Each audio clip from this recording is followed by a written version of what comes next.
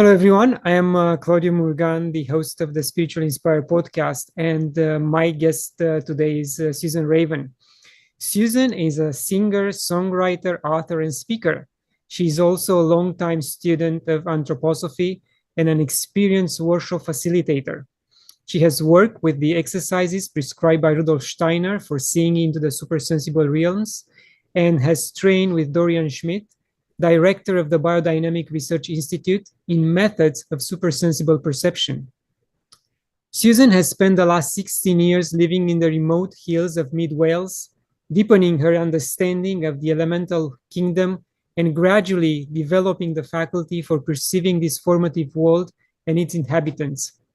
In her work, she speaks openly of her transformative experiences, and she has introduced spiritual scientific concepts of the etheric world to many people over the years.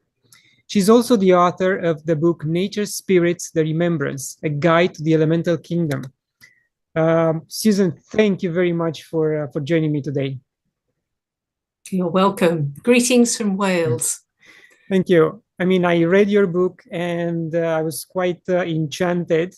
And I will display the cover later on, but I have it here because of the reflection. You cannot see it properly. And I will start by asking you a question which I usually ask my guests. What triggered for you the awareness of a spiritual path, and how was that transition to a different way of thinking? Well, first of all, I will speak to the elementals of technology, and I will say, remain in your right and proper sphere, and may there be a clear line of communication between us and the audience. So I think, like most people, when we're children, when we're a child, we feel and we sense the elemental kingdom. We sense that we are being looked at with a benevolence. And we feel this companionship, especially if we're born in the country. We feel this companionship of the trees, the flowers, the plants.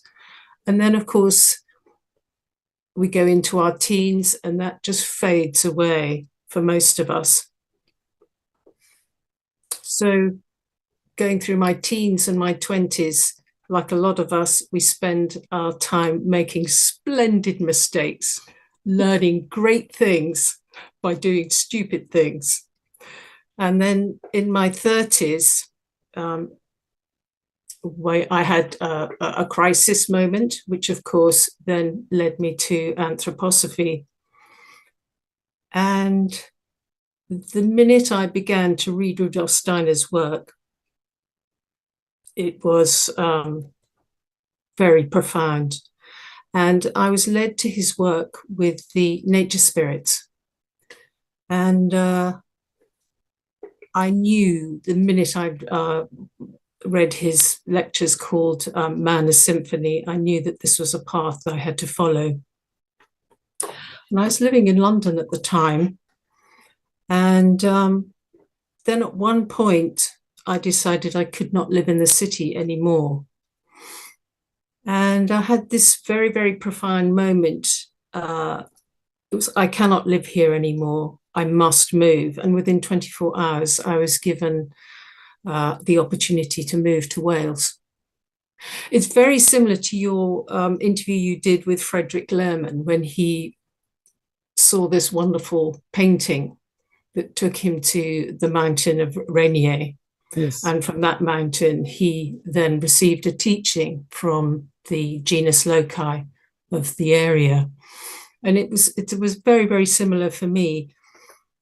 24 hours later, I was given this opportunity to move to Wales. And so I took it. Yeah, isn't that beautiful how the universe arranges all these opportunities for us to take them? And we have to be aware to move forward. Absolutely.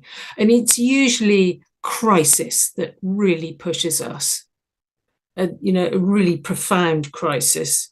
So it's usually one on top of the other. And then you're on your knees and you say, Angel, if you are there, come down and help. Put that liar down and come down here and help. And then 24 hours later, I had my help and moved to mid Wales, the land of the Merlins. And it's still wild here in mid Wales. The elemental kingdom is very strong here. And I was almost overwhelmed coming from the middle of the city to this wild and wonderful place. And I knew that Rudolf Steiner's work was really profound. And I also really felt strongly that at this point in our evolution, we really must reconnect with the elemental kingdom. We have to reconnect with the nature spirits. We have to pick up where our ancient ancestors left off. And I wanted to present his work and infuse it with my own in a way that was really accessible for people to read. I mean, did you find the book accessible?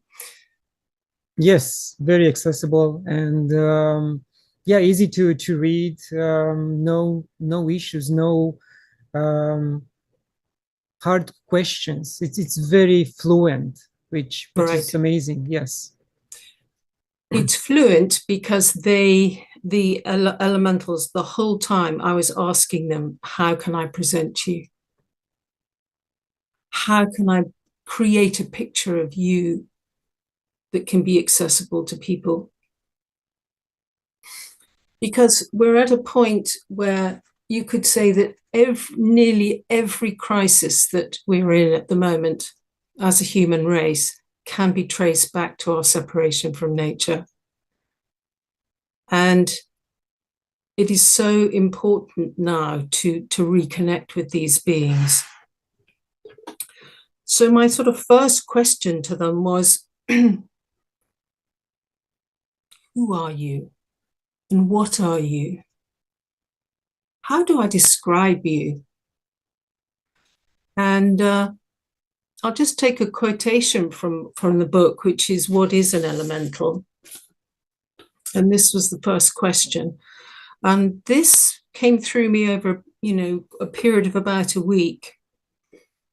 And the answer was, an elemental is a nexus of subtly primed consciousness and vitality, working at the junction between spirit and matter.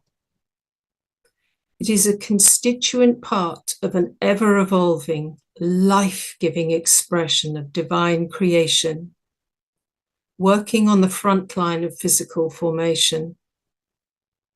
Each elemental is charged with a specific mission regarding the assemblage, cohesion, and animation of physical matter on Earth, ranging from the density of a mountain rock to the rarefied heat of a candle flame.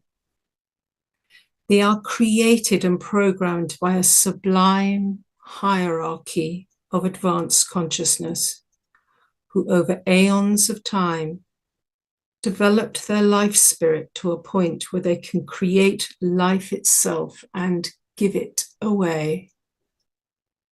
This gift of life radiates down through the octaves of manifestation and condensation and out into infinitesimal elemental parts. An expression from the elementals would sound like this: we know what we must do and we do it. They're like a myriad points of life. And this was quite profound when this explanation came through me. And then I asked, what is a nature spirit? And this was much shorter, really. It's a being that oversees an area, a phenomena. For instance, with a tree, you have a dryad, which is a nature spirit of a tree. And it oversees the activity of the earth elementals, or the gnomes, who are looking after the solid matter of the roots and the trunk. And then you have the undines that are taking care of the sap going up the tree. And then you have the sylphs, which are hovering around the blossom. And then the fire spirits, the salamanders, they are responsible for the generative warmth, which then creates the fruit. And so a nature spirit, it's a huge subject, a nature spirit. You can have like a genus loci, which is spirit of place.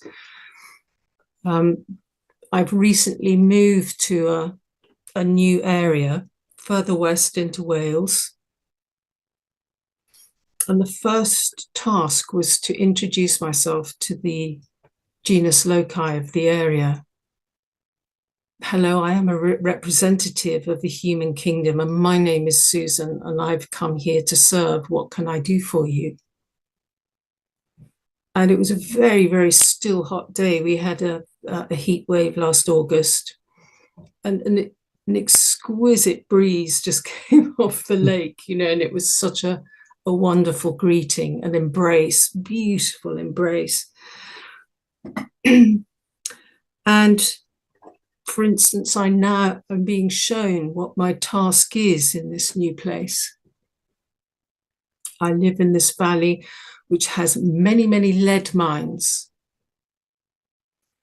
And this land is tired. It's been abused. There's thoughtlessness. There is greed. There is avarice.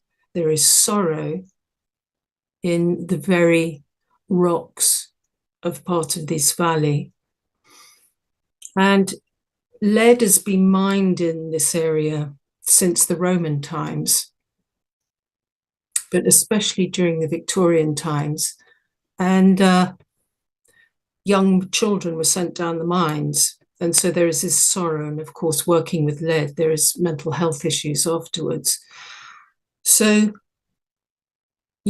my task, for instance, is working with this genus loci. What can I do? And slowly but surely, I'm being shown what to do. I'm being pointed to different places where all the energy is stuck.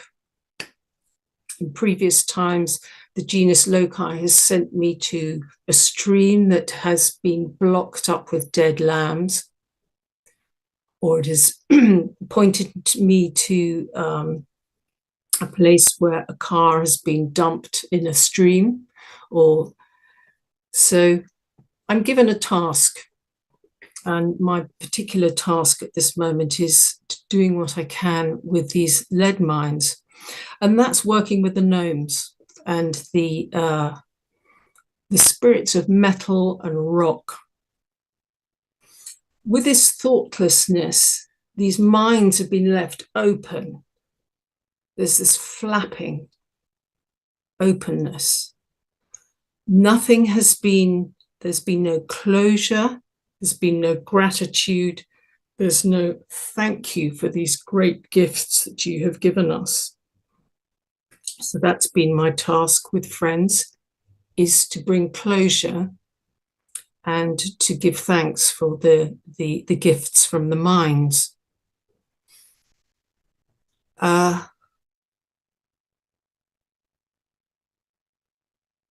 Yes, it's very, very moving. And also working with biodynamic preparations. I'm not sure whether you're familiar with biodynamic gardening and agriculture. This is brought through by Rudolf Steiner. It's a holistic form of farming that works not only on the physical, but also on the etheric. And he gave indications of making these highly potentized minerals and manures, which were dynamized. That means they're spun in water clockwise and anti-clockwise for an hour, so that this becomes a real healing medicine for the elemental kingdom. And so that's what I've started to do around these mines, is to begin to dynamize and spray these healing medicines. So that's an example of how to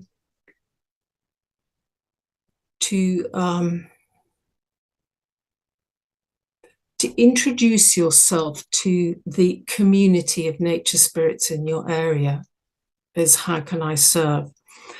And lots of people say to me, well, it's fine for you. You're out in the wilds of Wales. What about me in my city?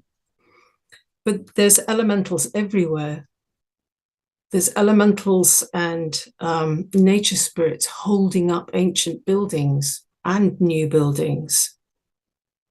They're there, they're enchanted into form, and they're holding these buildings up, and they're holding the city, and there's an angel of a city like an angel of London.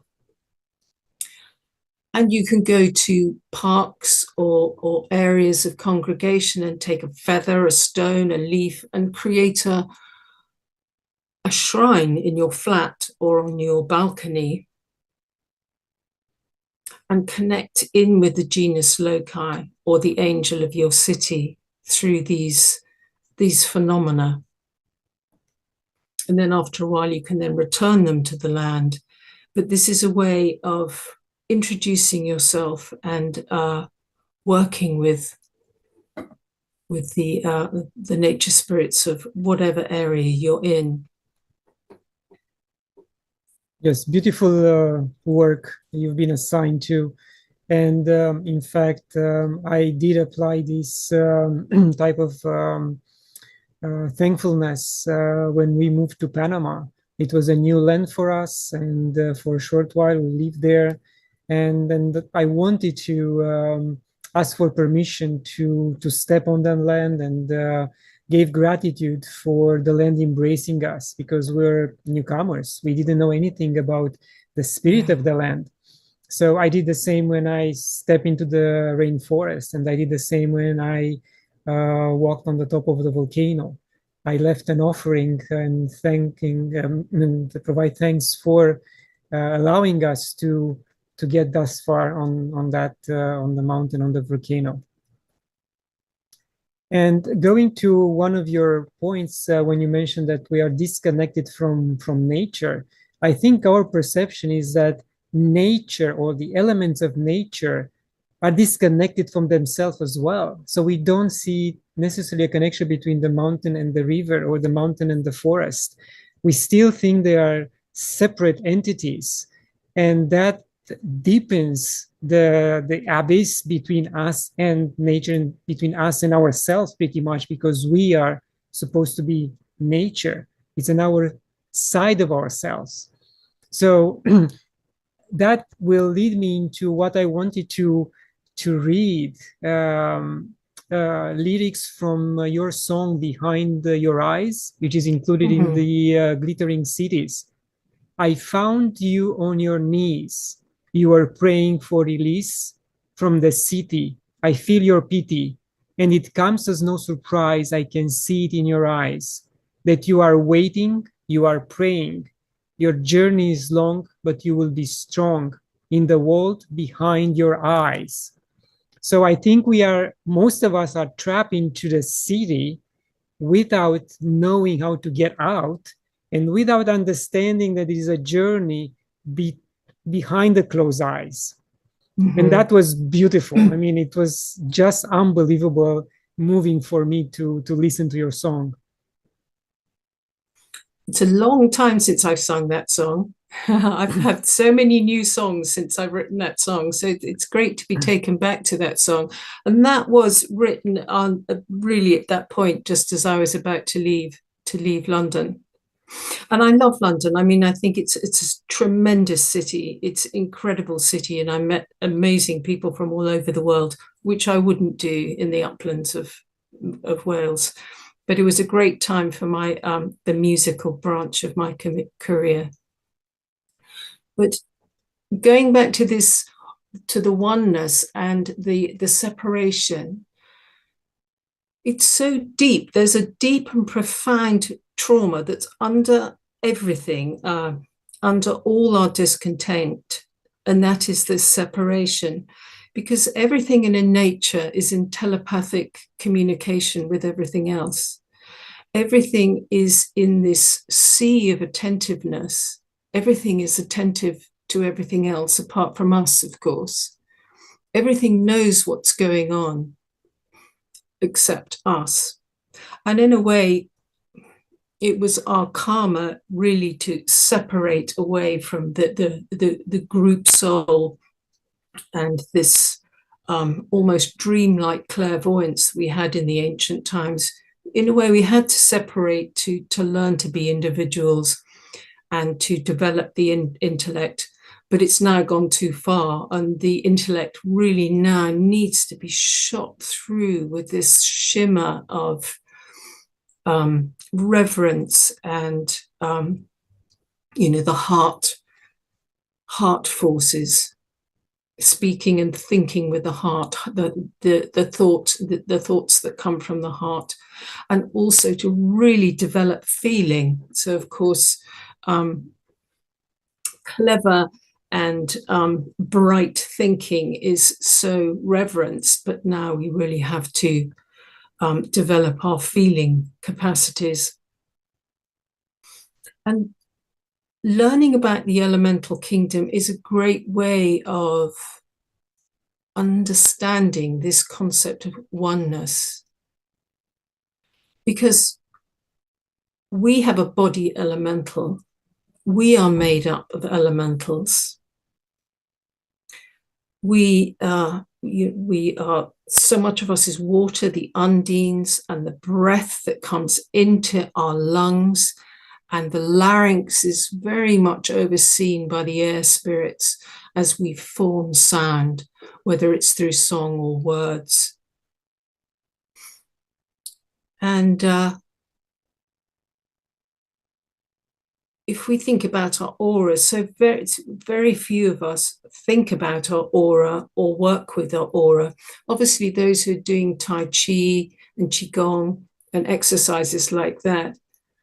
But it's a way of connecting with the elemental kingdom. It's the physical matter then going out and really, really feeling these myriad points of life. And we're just a nature spirit too. We are a nature spirit in this sea of attentiveness, but we've forgotten how to be attentive. And this is why it's so important to go back into nature. I'm just going to give a small exercise for your audience, and maybe you can do it. It might be difficult a bit with your headphones on, but it's to honor your own elemental. That each human has a body elemental, and this elemental is the intelligence of our body. It's looking after all the functions that we can't have in our consciousness because it would be too much to hold. But this is a great way of honoring your body elemental. And it then, in a way, this exercise triggers your ability to feel the elementals around you. So it starts off with the prayer sign.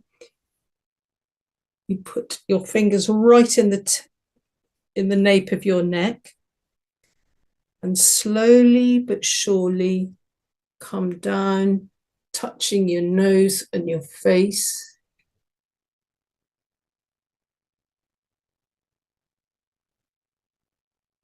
Stop at the heart.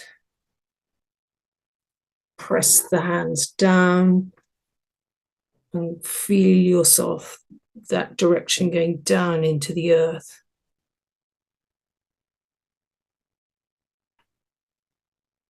So you've now honored your body elemental. That's a strong and beautiful exercise. That was created by Marco Pagajnik. I don't know whether you've heard of Marco Pagajnik. He's one of my teachers, very, very advanced seer, and he has many wonderful exercises. That's one I use quite a lot. So you might feel that there's this sort of shimmer. When you've done this a few times, you can feel a shimmer around your body, and it helps you sense the elementals around you. So going back to this separation and oneness, the elementals, if we feel that we're made of elementals and everything around us it's like a sort of connective, a living connective tissue or a living connective matrix. And it's a radiant, intelligent space.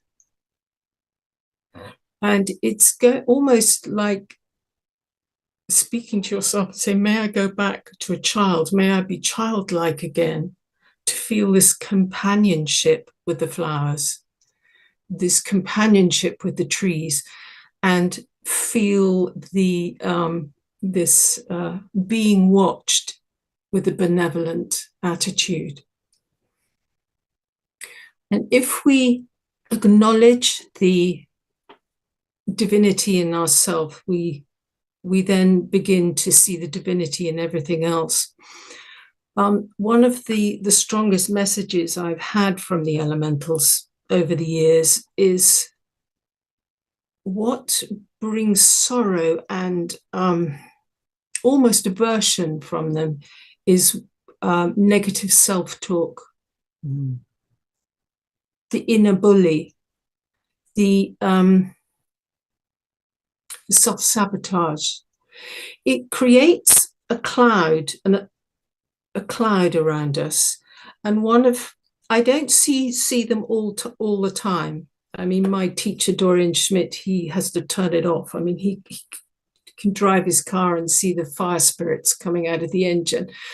But one of the really profound times I've had with the elementals was going for a walk and being very, very angry with myself because I'd made a similar mistake again and again. I was really angry. And I just slipped through into their world, and they just went. It's like we create this stench and clamor and mist around us when we are not honoring ourselves. And where was I? Yeah. And so we look to others to validate us and to praise us. And in fact, we have to summon this self-worth within us. And part of that is really through meditation and working with the I am presence, this I am presence that is within us. That is the part of us that can sustain self-worth. Because why would we be alive if we were not worthy? Yes. And we have to be aware enough to catch ourselves before making that mistake, so that stench doesn't happen. Exactly. Because as I say, there's this wonderful, ancient, watchful benevolence from the older nature spirits. And the elementals are sort of in this highly conductive state. They're in this constant state of movement and streaming. Rudolf Steiner had this beautiful phrase. He said, the elemental kingdom is the last reverberation of the cosmic creative word that underlies all existence. They are that last breath before it drops down into the physical, between the in-breath and the out-breath, the implicit and the explicit. It's just at that edge. And another very profound experience to underline this business of the self-worth and what the elemental kingdom and the earth is sighing and waiting for us to grow into our magnificence. I was invited to give a talk at a conference about nature spirits. And before the conference, I sent into sleep the question, what do you want me to talk about? What is the subject? You send it into sleep. And over the next few days in the morning, I was rather hoping that I would go off to this ancient woodland with sort of beautiful 500-year-old oaks that's part of a manor estate close by. And I was told in very, very clear imagery, go to the landfill, your local landfill site. And that was really, really profound. I spent an afternoon in a landfill site, sitting in amongst the tins, the diapers, just the detritus of human activity. And the trucks came in. It was a particular time, and they discharged all their rubbish, and it created this form of a goddess lying on the ground, this shape of a female. And what came from this shape was myself lies lamenting on the ground. And I asked this being that had just been created there by all the rubbish, what are you? What's your connection with humanity? And she said, I am the result of a chronic epidemic of self-sabotage. Yeah. And so that was, again, this really strong lesson about loving who we are and summoning this self-worth in ourselves. But also it was a great experience to see how nature supports landfill, because this is where we are in our stage of evolution. I'm sure there are technologies that exist, or they're very close, they're coming down the pike, where all this detritus can be rearranged. It can, the electrons, the molecules, there'll be a way of just reforming all this. But while we wait, nature, it's like all the hills around this landfill were leaning in and supporting this landfill valley. They were leaning in, and these clever little willow trees that were just growing out of all the leach water. I mean, nature is so strong. And they were laughing, and we can grow anywhere. And even the men who were working in the site, they had very good attitude. They were just doing the best that they could.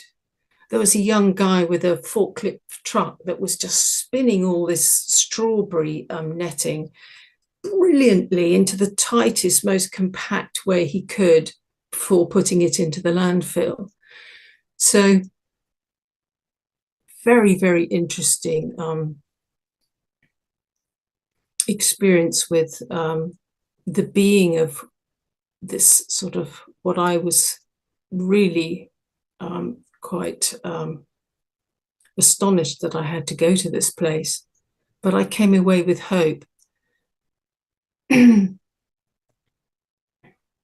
That's very interesting, that you were sent to, let's say, a deplorable space, but in the end you understood the hope that there is there, and how the place will be transformed in time by nature itself. Yeah, it will be. Nature, all these hills, I mean, these sort of hill spirits were all leaning in and just supporting this place. But what was the surprising thing? It was the human attitude in it.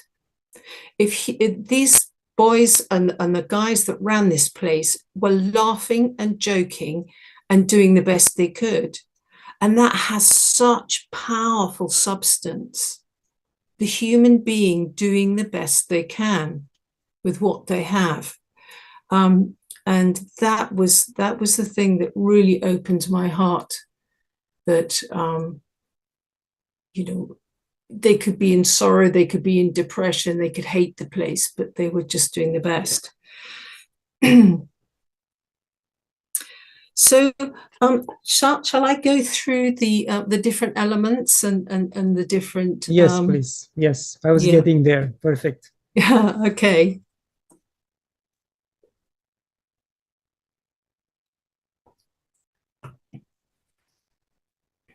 So first of all, I'll just run very quickly through the what I describe as the supersensible realm, and what anthroposophy describes as the supersensible realm, the spiritual realm, and how it's described. So, of course, we have the physical realm. What is it? What do I see? What is there? And then we have the etheric realm and the ether. This is where the elemental kingdom are. This is, how is it? How do you live? It's about shimmer and color and aura. It's about this shaping force. It's about movement, streaming, flowering, gesture, color. Because matter doesn't create form, it fills the contours created by invisible forces. So what do I mean by that? What's a word picture I can give to really show that? So for instance, you have a seed underground, and that's overseen by the gnomes or the earth spirits. They're like the midwives of seeds. And when it's time to germinate, there is this reverberation that goes through to the undines or the water spirits. And they create a dream above the earth where the seed is. And you've often heard in the shamanic traditions entering the dream of a plant. Yes. And it's very much the undines and the water spirits that are overseeing this dream, the dream of what the plant will be. And so the seed germinates and it moves into this space and fills the contours of the dream of what it is supposed to be. And this is not a static. We have the hierarchy or the genus of the plant. Let's say the genus of the oak tree, the imagination, the ideal. It's not a straight down static thing. Otherwise, the whole of nature would be like stalagmites. There's so many things in the shaping force, the movement of the planets and their effect on the ether, weather, and of course, our thinking, feeling, and willing. So we have, we then move on to the astral realm, which is very much to do with our thinking, feeling, and willing. So in the astral, you would say, who are you? How do you feel? Vast spaces, beings, being watched.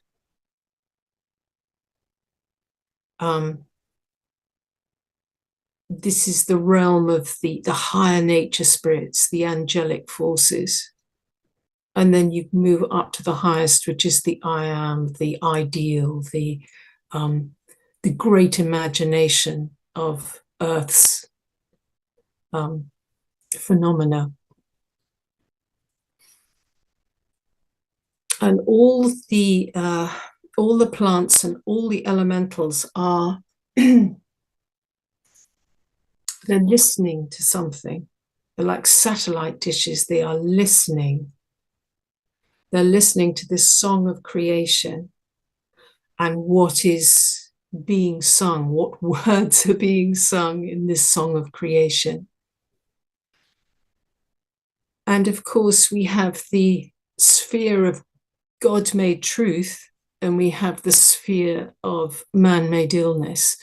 And the nature spirits and the elementals are in between and influenced by both the God-made truth and the man-made confusion, let's say. And of course, at the moment, we have an almost constant flow of propaganda that's designed to bring about anxiety. And of course, that hits the morphic field. So that can affect the plant life and life on Earth. But Rudolf Steiner says, and I think we can all feel this, there are some new elementals flowing into the Earth at the moment. He calls them the Christ elementals. And some people called it the Ascension, the carbon to crystalline. But this process from carbon to crystalline is through these new elementals coming in, gating in through the sun at the moment. So how is it affecting it and these and the different elementals? So let's go back again to the earth elementals, or the gnomes.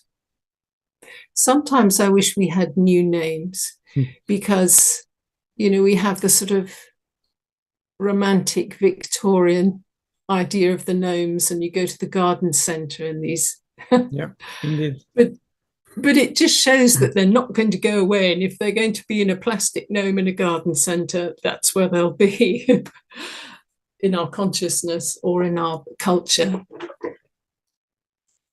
But the gnomes and the earth spirits, they are the beings that, as I said, they are the midwives of seeds. They hold the solid structures of the earth. The rocks and the solid structures, they fall the farthest and the hardest. Let's take something like silica or quartz. Rudolf Steiner describes quartz as an aristocrat in the universe. And in its ideal form, in its plasma, it is one of the grandest, most shimmering aeriform substances. But it has fallen very, very, fallen the farthest down into earth. And there's like the eyes of heaven in the earth, these great crystals, these capacitors.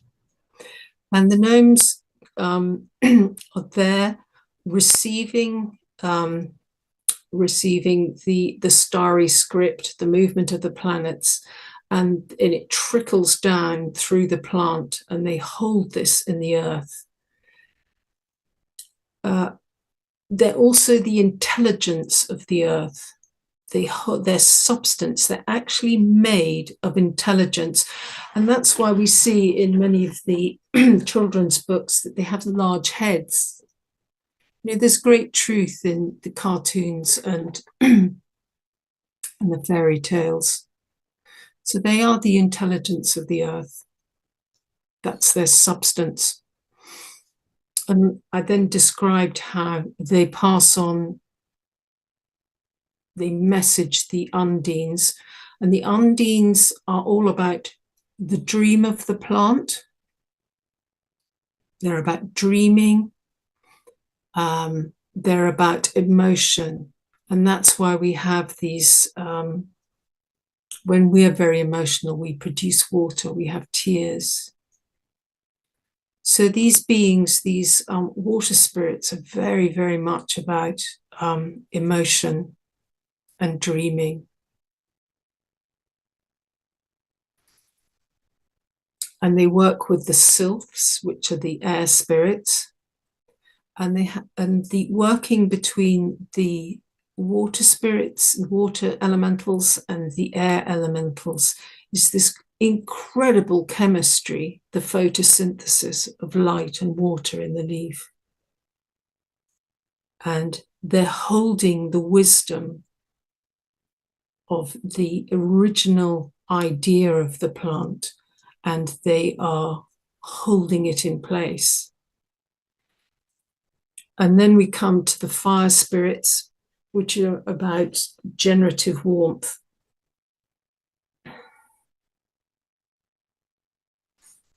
One of the most, going back to the sylphs, one of the most profound experiences I had with the sylphs, I find it, and I'm sure you do too, and many of your audience will, how distressing it is to see the chemtrails. Yes. This exquisite deep blue crisscrossed with this impure and unclean performance up there. I remember observing this one day, and then I saw a flock of birds just move across the sky. And it's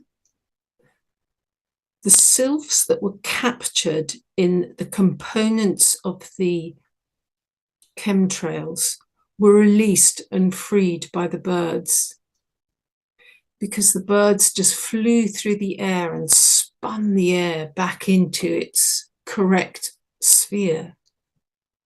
And all those elementals that were trapped in the chemtrails were released and reminded of their true mission, because of this signature in the air that the birds create.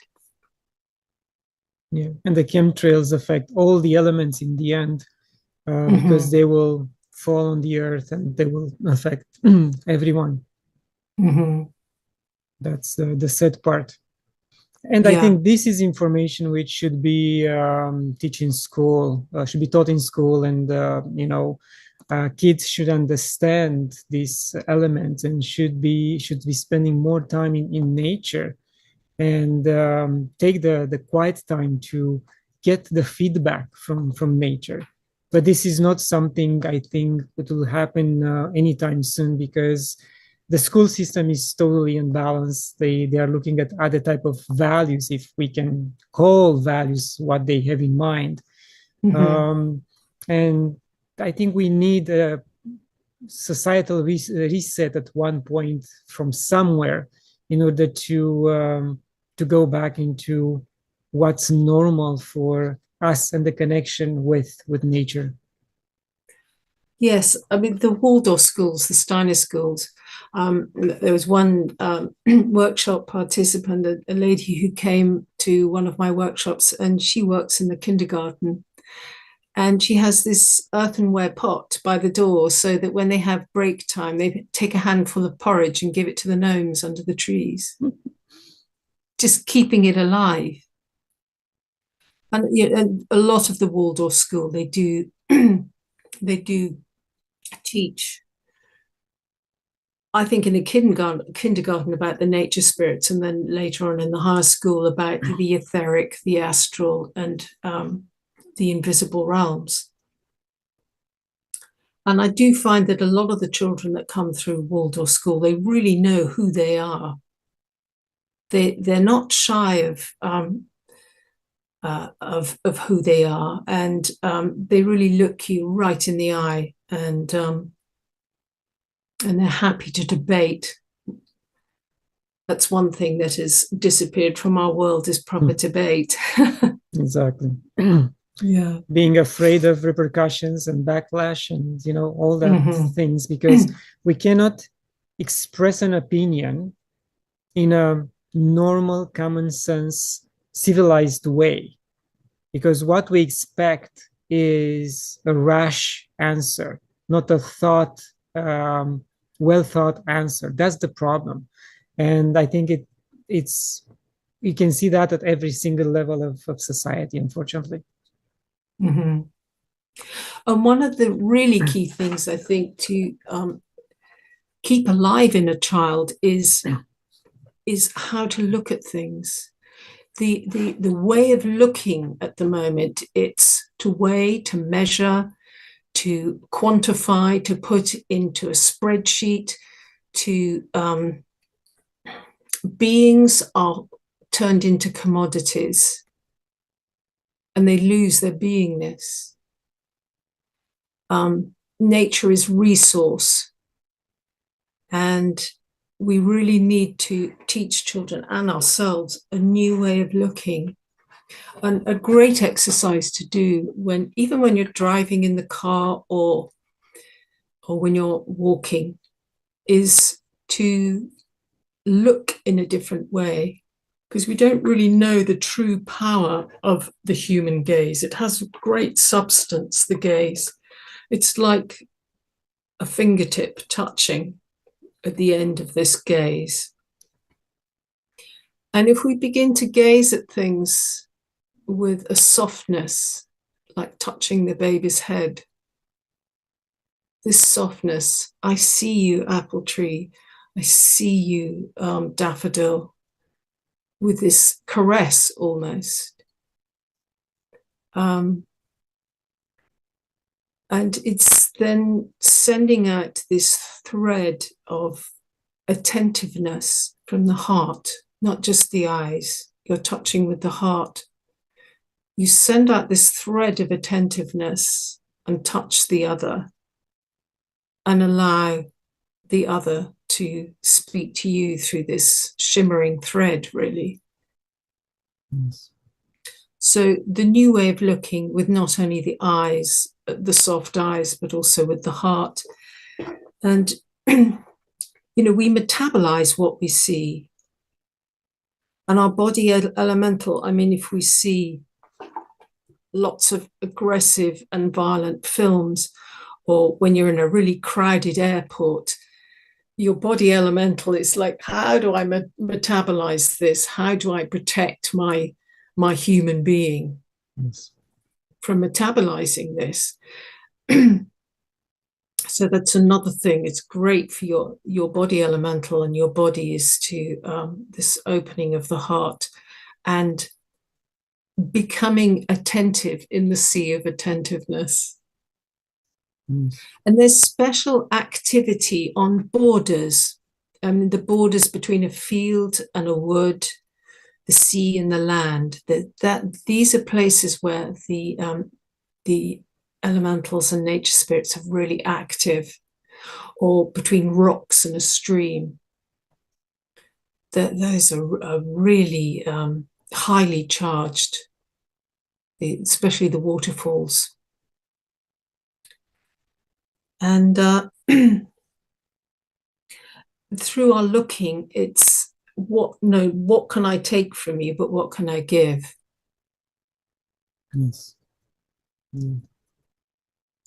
Susan, I always wonder what happens with the souls of the plants and trees in a deforested area. Do they linger in the same place for a long time? Do they move on?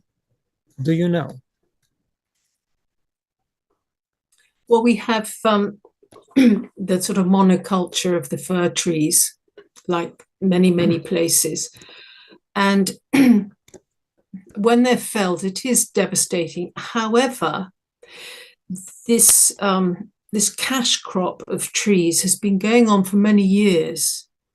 So it's almost like the genus of the tree knows what's coming, because so much has happened before. But again, there's sorrow in the land. There's definitely sorrow in the land. And is it my sorrow? Is it their sorrow?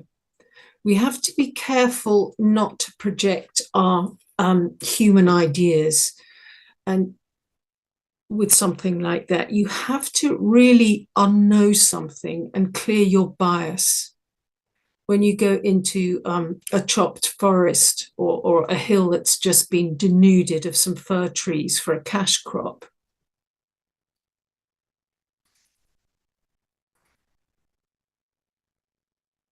I think it's, rather than the trees, it's the land itself that is sorrowful, because it remembers having a mixed, deciduous landscape. But some of the old trees that are that are chopped, yes, there is still the dryad is still there. It can be there. Unfortunately, we have a policy here in Wales where they are supporting re-hedging, and so they're cutting down a lot of these ancient hawthorns, and that hurts. That really hurts seeing that as a human being, these ancient hawthorns, because they're so supportive for the bees with their blossom, and they're such exquisite trees.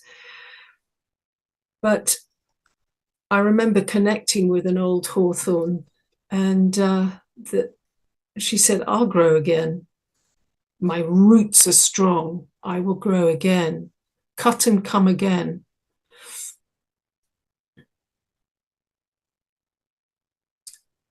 So I think that answers your question. But yes, the denuding of the ancient deciduous woods, there is definitely sorrow in the memory. And of course, the gnomes and the earth spirits are those beings that hold the memory of place. The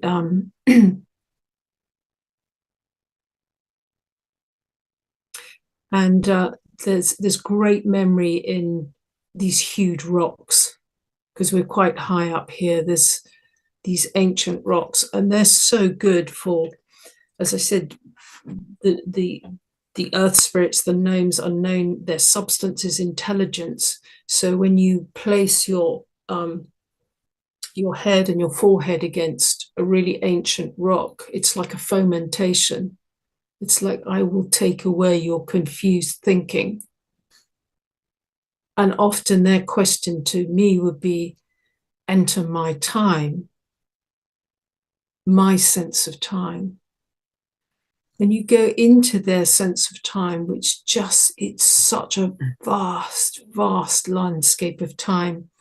So cash crops, you don't see the rocks upset because a cash crop has been for 20 years and it leaves.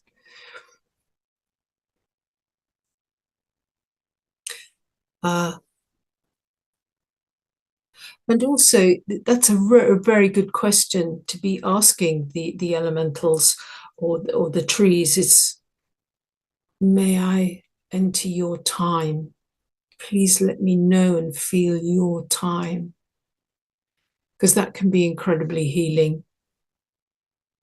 Because trees have a heartbeat. It's like every 2 hours, most trees, there's this, and it's the sap moving. Mm-hmm. And it's quite regular every 2 hours. And you think that's their heartbeat every 2 hours, and mine's every few seconds, you know. Let me enter your time, great oak. Beautiful. Susan, I would like to read another quote from your book. Mm-hmm. We can take our predestined place as wise, conscious co-creators of our environment only if we evolve away from destructive, fear-based scarcity consciousness perpetuated by oppressive corporate policy, immoral banking practices, and politically manipulated media coverage of environmental events. So what do you think has to happen in order for this type of conscious evolution to take place in our lifetime? Oh, what a huge question. Well, we have touched on it, and you've touched on it. There has to be a new way of teaching children. And unfortunately, there has to be a huge crisis, which we're going into at full pelt at the moment. There has to be this sort of huge crisis. And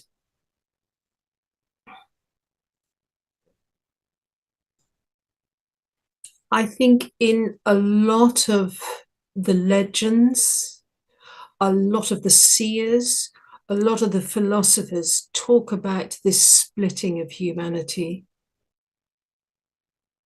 and the upward path of evolution, where we grow into these ever more advanced and more loving beings and lighter beings, this carbon to crystalline. And then there are splits off those who cannot go on this ascension path, who move down into further legislation, further, as Steiner puts it, being welded to technology. And he very clearly said in 2016, it's not a case of if humanity will be welded to technology, it's when they are welded to technology, and how this technology is used. But we live on a planet, and we live in a civilization of duality.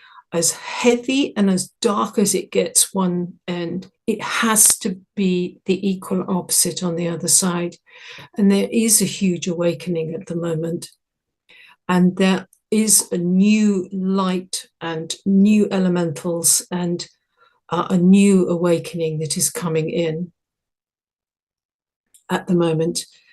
And there are lots of grassroots initiatives that are happening. For instance, there's one here in England and Wales called the People's Food and Farming Alliance, where small holdings and small farmers are coming together and producing food for their community. And it's taking off like wildfire. It's like, let's have safe food. Because one of the really key things behind biodynamic farming that Rudolf Steiner brought in was we need food to raise our consciousness. Nutrition and the right food is what will take us. And of course, so many people. So here's what part of the answer to your question is, that there has to be a change in agriculture. There has to be, and of course, things like organic and especially biodynamic farming, which is about farming with the taking note of the movement of the wider cosmos. It's a holistic kind of farming, and it's also about honoring the organ of the farm, the personality of the farm, the nature spirits of the farm. So there are lots and lots of little initiatives, I think, that are going on that will grow out of necessity. And a lot of people are pulling their children out of school and homeschooling. Yes, that's very important. It's really important. Sends a message to the government, to the school boards, to everyone involved in the education process, for sure. Yeah. And because it has been so grave, the impurity, the impure and unclean and almost vicious attack on humans, especially recently, it's so severe, it is waking people up. And it is sparking the equal and opposite on the other side, this duality. The solutions are coming fast because the problems are so grave. Yes. And it's almost that it had to be this grave for these solutions. And then we find what we can do with our imagination. And thinking in pictures. I mean, another thing Rudolf Steiner pointed out is that some of the higher nature spirits will be retreating from the earth, and human beings will be taking on their tasks. And we can see that with this whole sort of cultural law of attraction, create your own reality, visualization, imagine it into being. And the gravity of where we are is really sparking people's imagination. Yes, what we can call quantum manifestation, pretty much. Exactly, quantum manifestation. And if we are going to have the responsibility of create your own reality. Part of that creating is truly understanding how the elemental kingdom and the nature spirits, how to connect with them and how to work with them. For instance, I recently did a experiment looking into the problems with Ash dieback disease. Now, there's an awful lot that's been talked about this disease and written about this disease, but nobody's talked to the disease itself. So a group of us summoned and talked to the disease. Summoned the being of the disease. There is a being of that disease, and it was created by us. We created the conditions for it to manifest. And part of it was the huge amount of lying, especially in the past 20 years, with the 20-30 years with the internet. A lie can spin round.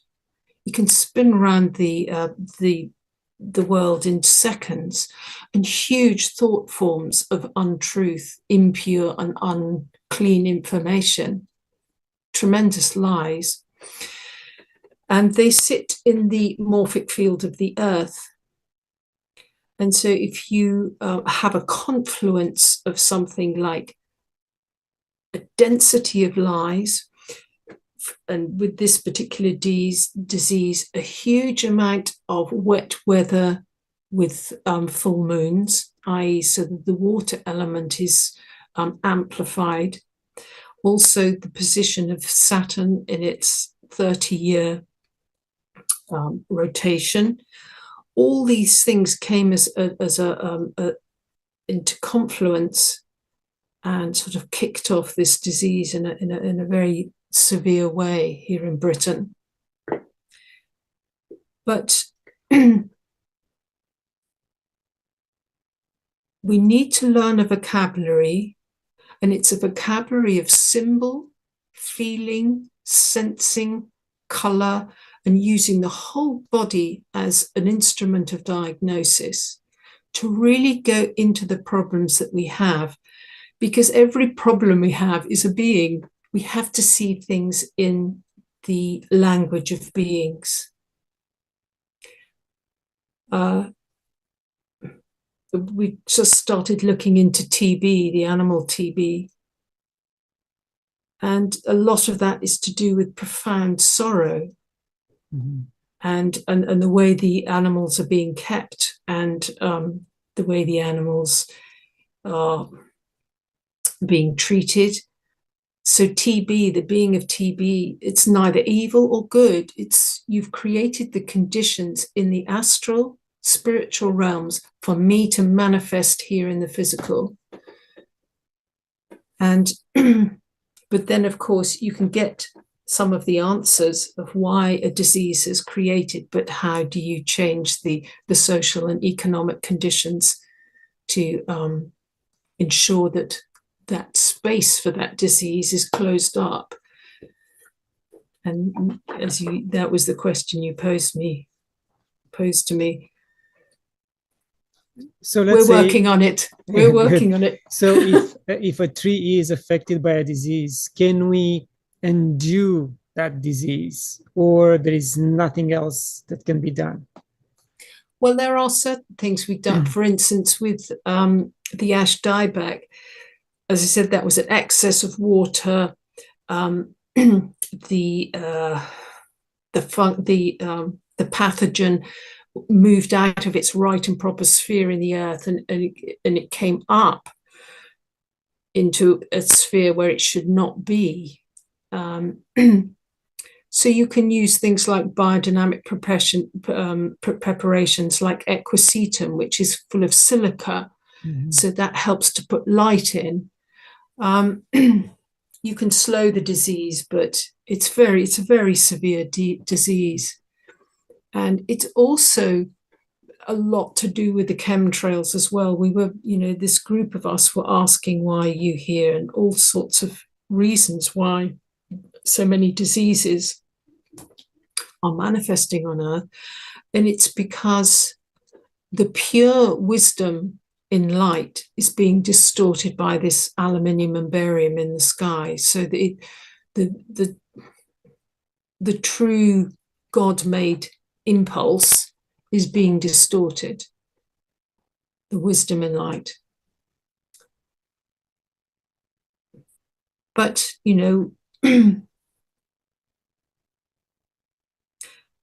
our divinity can penetrate that. The divinity of the birds, as I said, can penetrate that problem. And the more we ask the questions and the more we actually, as they say, stop discussing stuff and talk to stuff instead, Yes. Let's communicate. Let's communicate to the source. Let's communicate with the tree, not about the tree. Yeah, it's like in human life, if we communicate with each other within a family, husband and wife, or husband or parents and children, we open that channel of communication, we release pressure, we release understandings or misunderstandings. And looks like it's the same with nature. We have to talk to nature in order to open up that channel of communication. Yeah, and it's a very specific language. And that's what I teach in the workshops, is working with all these different forms of how these beings can connect with us and communicate with us, and how we decipher it. How do we decipher it? I mean, in meditation, we may get an image, and lots of people said, well, I just made that up. I mean, is that me, or is that the tree? And there's various ways that you begin to learn after a while. Is you push the image away or try and distort it into something else, and it snaps back really quickly, then you know that's a true image. A true image has a lightness, and it penetrates in your body, and it affects the heart. If you get an image that is rather glamorous, I would say that you use this word glamorous, and you're not sure about it, it's like, what's your mood? What's your mood? And an impure image or an impure being really doesn't like to be chased with that question of what's your mood. And they usually sort of move away.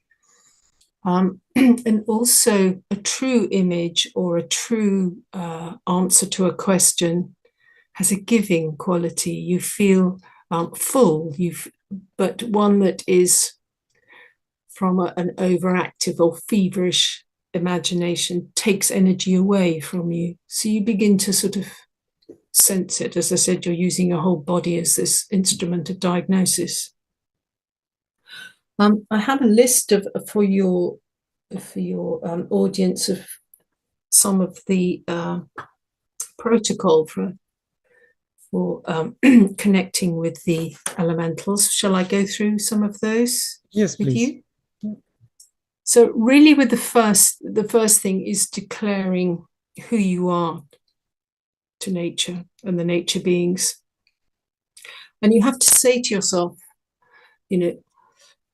am I shying away from being observed by a being who knows more about me than I know about myself?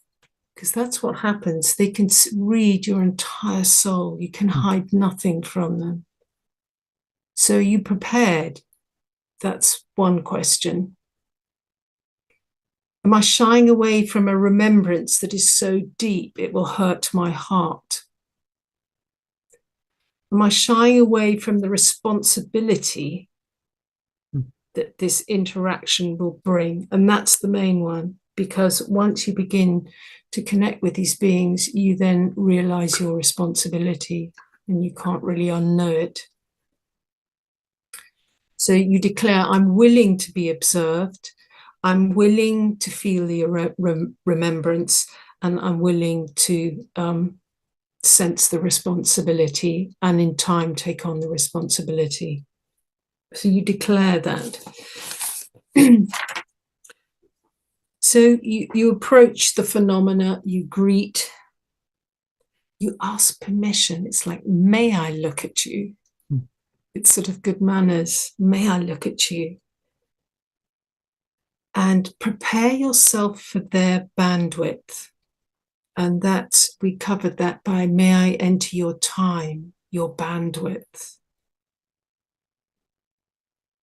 It's really finding this plane of equanimity and composure and stillness. Quiet, I bear within me. I bear within me the forces that make me strong. So it's allowing quiet to permeate all our souls. So you relate to the plant as a living being in its environment. Look at the surroundings, the soil, the relation to water. How does it relate to other plants in the environs? Introduce yourself and say, I am here to listen. And as I said, plants and trees are like satellite dishes. They are listening. So become the plant and become this receiver. Then you can ask your question if there's something that you're burning to find out. You ask your question and let it go. And another way is spending time with a plant, drawing it.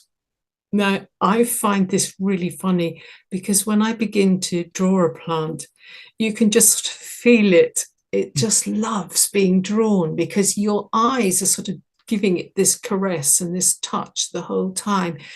And if you're really connected and you're drawing it, you begin to see these colors, these scintillating whirls of life, this shimmer around the tree. And as I said, this thread of attentiveness begins to vibrate between you and the phenomena. The plant is excited for being observed. Yes, loves it, absolutely loves it. Breathing with the plant, that's really the green breath. It's let me breathe you and I will breathe you. Breathe me, breathe you. That's the most beautiful loop of reciprocity. Try not to intend too strongly. This will override perception. Let perception and observation flow into participation. Now they understand gesture very well. So our movement is a language, and in anthroposophy we have this form of movement called eurythmy.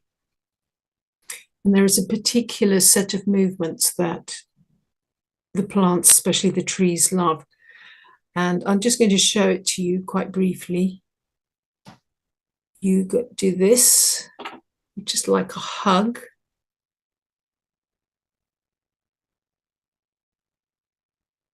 And that's the sound of that movement is ba. And then there's I think you can all see that okay. So one hand like that, one hand like this.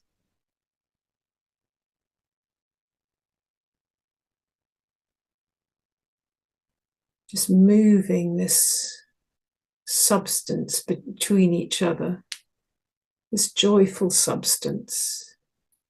And after a while, you ground that initiative by pressing your hands down like that. So that's very effective. Again, you can feel the tree responding to that because that's a language they really understand.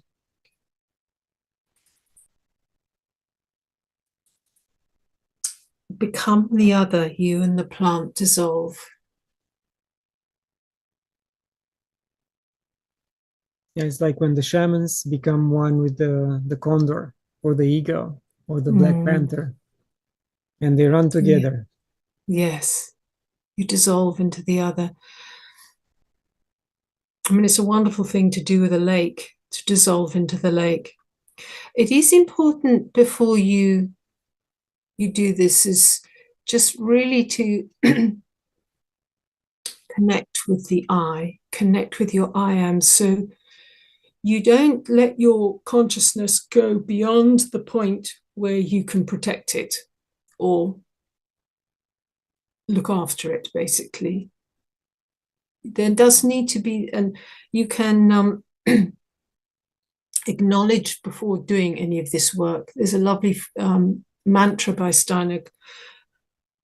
It's this: more radiant than the sun, purer than the snow, subtler than the ether is the self. The spirit within my heart, I am that self. That self am I. So that really confirms your I, and then you do the work, so you don't get too lost. I mean, of course, there are elementals that are mischievous, and there's some elementals that are, they're inimical to humans. They really don't want to be anywhere near humans. But if you're working in a forest or a meadow or a field or by the sea, that you won't feel that. So you can present pictures and sensations to the nature spirits in order that they may work with them and return them to you. So, for instance, if you have a difficulty behind your eyes, you create this picture of your dilemma or your question. And then you send that picture to them and say, please work with this and give me some clue of how I may work this out. Because they work in pictures. When you and the plant spirit, or you and the phenomena, it can be a waterfall or rock, when you've finished your dialogue, it's always to say thank you and bring a closure, so that there is that thread is not being sort of left flapping. There are, of course, elementals that are enchanted into that which is inimical of life, inimical to life. We've covered chemtrails. There are elementals that are enchanted and forced to do time. It is doing time in a mast, But we're in this stage of evolution. They are sort of trapped between the joy of giving and the sorrow of form. But when we pass, these great masts, these phone masts, is, thank you for your service. I give thanks and I am grateful for the service that I am able to talk to someone when I need to because of you.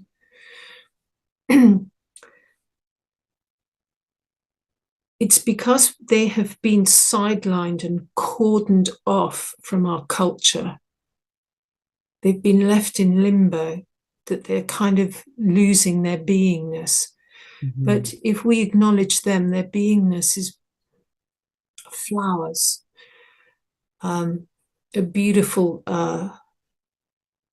quote by Rudolf Steiner is, especially in when you go out into the meadows and the forests, is yielding to beauty brings forth pious devotion to infinity. Beautiful. It is so beautiful, isn't it? Yes.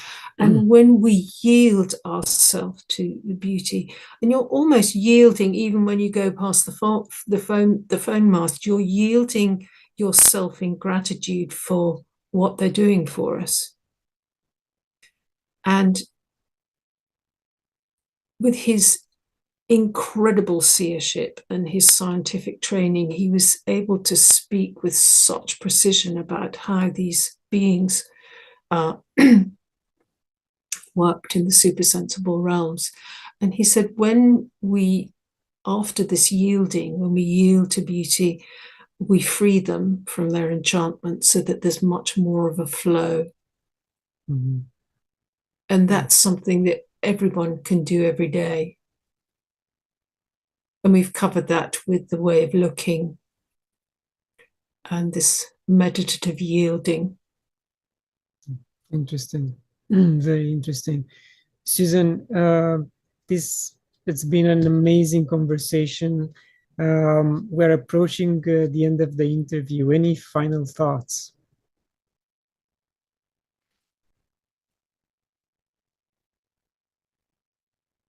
Remember when you were a child. Remember when you were looked at with great benevolence. Remember those companions. They're still there. Reintroduce yourself. The nature spirits are waiting for us, and they will embrace us. So go out and embrace them. So in other words, have to remember our innocence, and that will Yes. take us there. Yes. Remember our innocence. And I do give workshops, and if you go onto my website, I'll be putting up this year's workshops. There's 2 at the moment. They are mainly in Britain. I have tried doing them online, and it doesn't work. Unfortunately, you have to be in situ for these workshops. I'm also a singer and songwriter, and my songs are on YouTube, so please go and see them. The 2 latest ones are called Ride the Storm, which is very current because we are certainly riding a storm at the moment. Yes. And Waves of Grace is the most recent one, which is a song which I've sort of pulled from my experiences of being in nature, and it gives a real sense of this new wave coming in, and to be hopeful and to be positive. There are waves of grace pounding into the earth, and we can be enriched and enlivened by these waves, especially when we reconnect with nature and the beings in nature. Yes. Susan, once again, thank you very much for your time, for this fabulous conversation. We will post all the information about yourself, your website, in the description of the video. Thank you very much. Thank you. And to my viewers, thank you for watching. Share it, like it. Download a free copy of my first book when you visit my website. And until next time, love and gratitude.